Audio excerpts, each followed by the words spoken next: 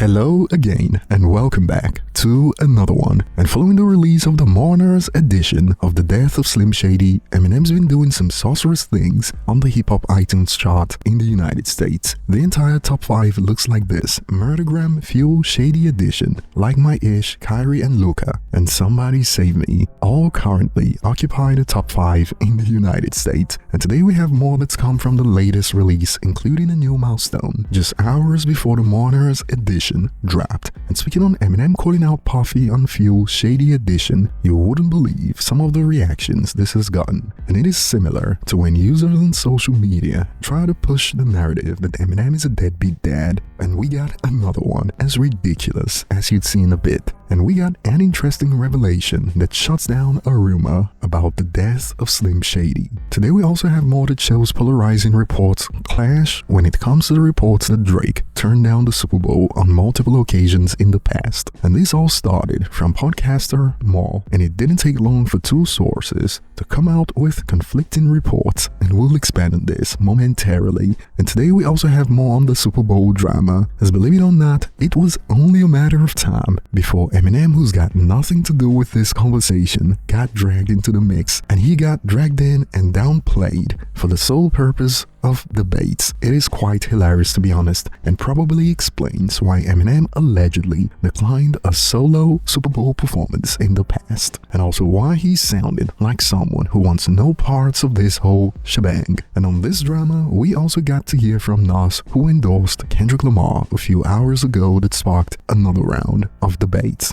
And before we get started, as usual, if you enjoy content like this, don't forget to like the video and subscribe if you haven't. And starting with the latest conflicting reports on Drake turning down the Super Bowl, if you recall, Mal started this whole thing when he even took it up a notch and claimed Drake turned it down 4 times. And while perhaps the NFL didn't like this narrative, as we got quite the report from Bloomberg, there's a rumor that Drake has turned down the opportunity to perform at the Super Bowl multiple times. League sources tell me this isn't true. In fact, one of them said it is a blatant lie. I was told in the 5 years the NFL has been partnered with Jay-Z's Roc Nation, the two parties have never offered a Toronto native the Super Bowl halftime show. Sure, there have also been occasions when an artist has been considered and they were scheduling conflicts. Drake does not fit in the declined or scheduled conflicts categories. And boy, Mal was getting slaughtered on social media after this hit, which you wouldn't believe who swooped in to save the day. Drake's reported #1 hater in hip-hop media right now, Elliot Wilson, who swooped in. Check it out. Other thing I want to say is I had some intel. I thought Mal was capping. I thought he was lying about Drake turning down the Super Bowl. He said Drake turned it down multiple times, right? The sticky part about all of this is Drake has been offered this Super Bowl show for some years now and has turned it down. Probably 4 years he's been offered to perform at Super Bowl. Said no for whatever reason. That sounded wild. It was like 4 times. Like, who turns down the Super Bowl that many times? Even Ack was like, how many times he turned it down? Why would he turn it down? I have an authority. My multiple sources have told me that Drake has indeed turned down the Super Bowl. He actually turned down the first 2, the one in Miami and the weekend one. That was the first 2 that Jake took over. Yeah. So Jay takes over, and again, his rival, whatever, Drake, like you talk about all these history and this back and forth. I mean, these guys are all rivals with each other. They've had their good times and bad times with each other. But business-wise, Jay-Z wanted Drake on that Super Bowl stage, and he turned it down twice. So now years later, when an opportunity is asked of Kendrick, and Kendrick says yes, is Jay not playing fair there? Should Drake feel a way about it when he's known himself? He's had opportunity to do it. No, that affects it. And he's turned it down. That changes my opinion. Did you ask why he would have turned it down? I don't know why, but he did turn it down. He was offered it twice, so justice for Mal. Justice for Mal. Justice for Mal. And now the conversation has changed to maybe Drake is who y'all think Kendrick is, with the anti-industry stuff going on. LOL, he's the one beefing with label heads, streaming services, the Grammys, the Super Bowl, and Vogue, and Rolling Stone, etc. Shrugs emoji. Perhaps Elliot Wilson contacted his sources to dunk on Mal, only to end up validating the claims, and this gave Drake fans some more ammo. Why do people find it hard to believe that the biggest artist in the world was offered to perform at the Super Bowl? And it is crazy to see how people, perhaps people who don't know, that Elliot Wilson has been Team Kendrick all along. They have flipped on Elliot Wilson over this, and somehow Eminem was dragged into the conversation. It was only a matter of time, as rapper G Herbo had to drag Eminem into this to justify why Wayne is qualified to perform, all while he could have made his point stand out without the need to involve M. Check out a snippet from Figmunity World Podcast. Everybody know Lil Wayne is a diehard sports fan his whole fucking career. For sure.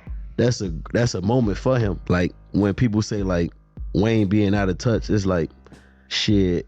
Eminem just headline. Like you feel what I'm saying? Like I feel like so Eminem out of touch. M is more out of touch than Wayne to the culture, and that's not no this like no I'm saying no shade to Eminem, but to hip hop culture, yeah, I feel like M is more out of touch than Wayne. You feel what I'm saying? Because Wayne, he's not going on no hiatus for real. Like even when he on a hiatus, it's Wayne. He in the mix. You gotta associate him with everything with Drake doing, everything Nicki doing.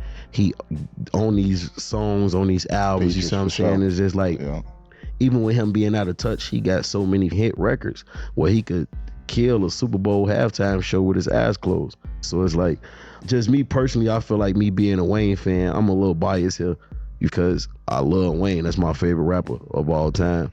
I feel like that would have been the moment if he ever have a moment. You feel what I'm saying? And then on the flip side, it's like Kendrick, he ain't getting no colder. Bro, he gonna have this moment again and again and again. Like Kendrick, that's Kendrick. Kendrick could go on a real 2-year, 3-year hiatus and still be Kendrick. That's me being a fan of hip hop and a fan of music and a fan of both of them. And I know I'm making perfect sense right now. Like I know I'm telling the truth. And in my opinion, the fact that Eminem was a co-headliner, yet he's been used as an example, is why M sounded like this when he was speaking about the halftime show. You know, Dre's got a lot riding on his shoulders right now with this. I think that, yeah. I'm glad that it's not just me, put it that way. Mm-hmm. You know what I'm saying? You feel that pressure. Yeah. So the whole show kind of being centered around him is a different kind of pressure, because I'm sitting here talking about my pressure. You know what I'm saying? Like, he's got a lot more right now with this whole thing. Eminem is certainly aware of how the quote culture love to exclude him, and then later cry that he's out of touch, and then use him as an example when the time is right. And that snippet left users with a head scratcher, because the performance had Dre, Snoop, MJB, Kendrick, but Eminem was singled out. I don't get why he gotta drag Eminem to make a point about Wayne. At G Herbo, 4 other people performed in 2022, and the only one coming off a #1 album with a top 3 hit single was Eminem. Out of Touch, We're. Based off the motion at that time of the performance, M was the most qualified to perform at that time, just coming off Music to Be Murdered By. And users kept going. When did Eminem headline the Super Bowl? Why it's always Eminem the one used as an example and to drag? Shake my head facepalm emoji.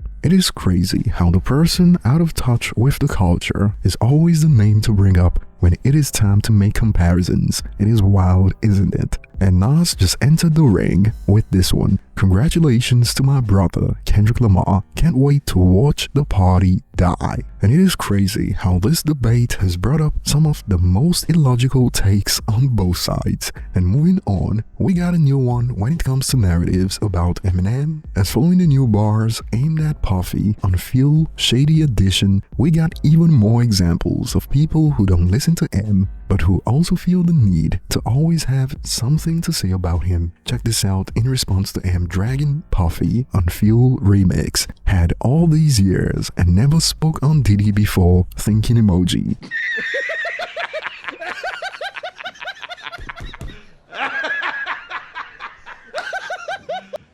You serious? And this point led some to conclude. I've been telling y'all, modern rap fans don't listen to lyrics, and users kept going. Eminem has been consistently speaking on Diddy since 2000. Don't talk about what you don't know, you look stupid. Eminem was doing it when it was still a shock to casuals. And more, M is one of the only rappers who has spoke against Diddy before it was popular and ridiculed him every chance he got. M's a real one. And moving on, the Brit Awards just reported this on the day of the release of the Mariners edition. The Death of Slim Shady Coup de Grace, the album by Eminem, is now Brit certified gold, and this is just in time for the expanded edition, and fans have been showing off their physical copies that just got shipped on the 13th. Even my copy arrived today. And moving on, apparently there are those who believe Eminem used AI to get back his old voice, and there are those who believe he didn't. However, during a recent exchange on X,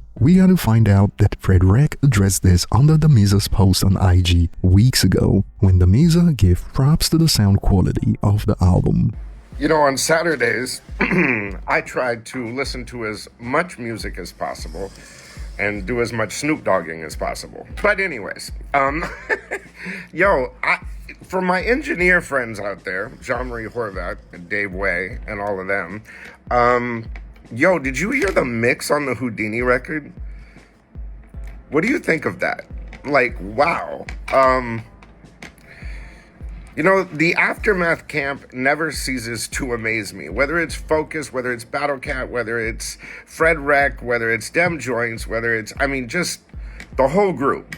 You've got to study Aftermath. It's not just about the records that come out on Aftermath. Dr. Dre's an engineer. You know what I'm saying? One of the best in the world. So, the sound is ridiculous. You're talking about the 36-year anniversary of the NWA album, Straight Outta Compton. Think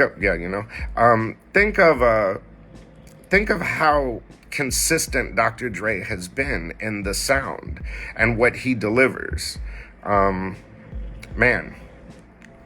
That M album is not only incredible from a writing and lyrical standpoint, but bro, sonically, that's a beast.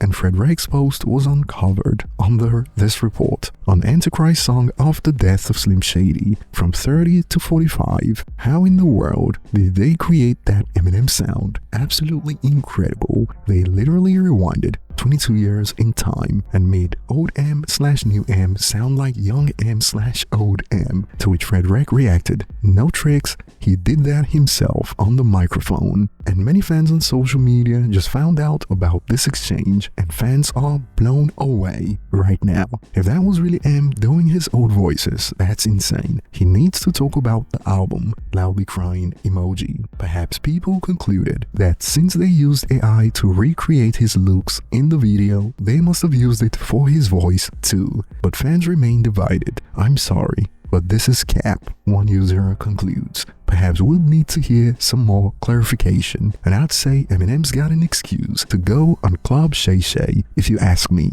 But over to you guys, share your thoughts below. Thanks for watching, and see you on the next one.